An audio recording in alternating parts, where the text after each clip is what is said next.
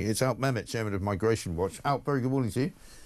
Good morning to you, Mike. So we've got a story today, apart from all the other stories about 50,000 plus coming here in the last year, despite all the other stories about them getting freebies for this, that and the other. An amazing story yesterday from Bournemouth of a Nigerian migrant who came to this country a couple of years ago, was found guilty of molesting and sexually assaulting a young woman, a teenager, in Bournemouth on the beach, I believe, a couple of years ago, and was judged by the judge not to have to go to a custodial sentence because he'd had a hard upbringing, and he was very sorry for what he did. Meanwhile, the girl in question is traumatised for life. I find that particularly shocking, actually. Yeah. Firstly, because I served in Nigeria. I know Nigeria well. I know the sort of people who are coming from Nigeria, and they're not evil by any means. Some lovely people. But I was especially angered by this because my granddaughter has just spent a few days in Bournemouth, 16-year-old granddaughter, and the thought that she is potentially the prey of really evil people like this really makes me very angry. And for the judge, who clearly knows, with respect, your lordship, know very little about Nigeria and Nigerians, I would say just take a closer look at the sort of people that are coming here and the circumstances they're coming from. Going back a little bit, Mike, with regard to this hideous milestone of 50,000 being reached, can I just say that that was always going to be inevitable? It was bound to be reached. The moment that Keir Starmer said we're going to smash the gangs and then did nothing about it, has done absolutely nothing about it, they were always going to come.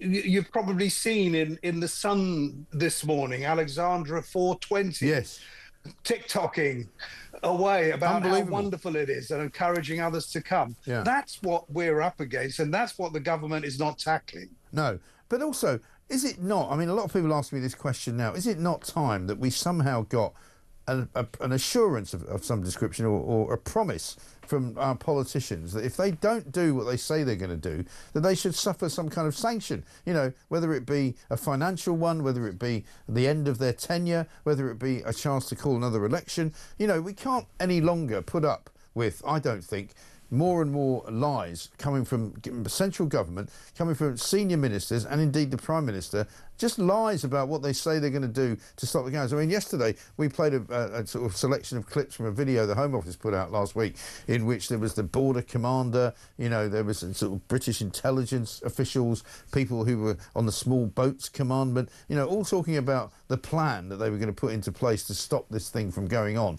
all the while as though it was something that was a distant sort of hope in the future, not a predicament that we are now in an emergency about. Well, that's exactly it. Every time the government announces some new crackdown, they're actually talking about something that may or may not happen in a year or so, maybe 2 years. And the border security commander, he works out of Helsinki, for goodness sake. I know. I mean, I find that mind-boggling. I really do. The one in, one out business. I mean, that is just rubbish, isn't it? A gimmick and a lie. I don't know what is. It's more like thousands in and none out rather than one in, but one this is out, it, you know, since they since they announced that last week, right? They claimed at the back end of last week that they had detained some people, right? But they didn't give us any details. They said operationally they couldn't do that. Yvette Cooper said that she was going to give us regular updates about the way that these people were being dealt with and exactly how long they were going to be detained for and exactly where they were going to be sent and exactly, you know, where and who was going to be responsible for all of it. We've had no updates at all. And it was pointed out to me by one of our regular guests, actually, yesterday, that when you say regular, Halley's Comet comes around regularly every 75 years, right? But it's not actually anything other than a long time between passes, if you like. And I wonder when the next regular update we're going to get from Yvette Cooper is going to come. Well, I wouldn't hold my breath if I were you, actually, Mike.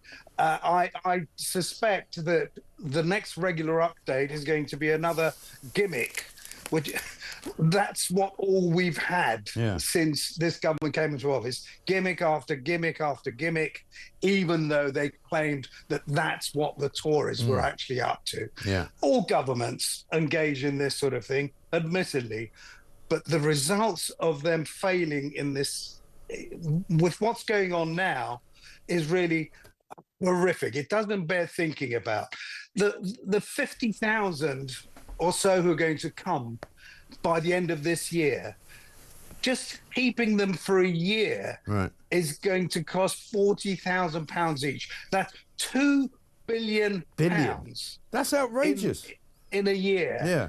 And that, when Jackie Smith says, oh, the government spent all this money on the Rwanda scheme and it didn't work, well, you didn't want it to work, Jackie.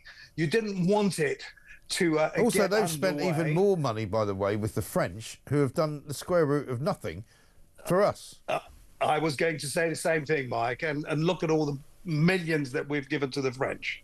I know. It's absolutely shocking. Absolutely shocking. Great to talk to you. Mehmet, thank you very much indeed, Chairman of Migration Watch. Like me, frustrated by the absolute and utter incapacity of our politicians to tell the truth.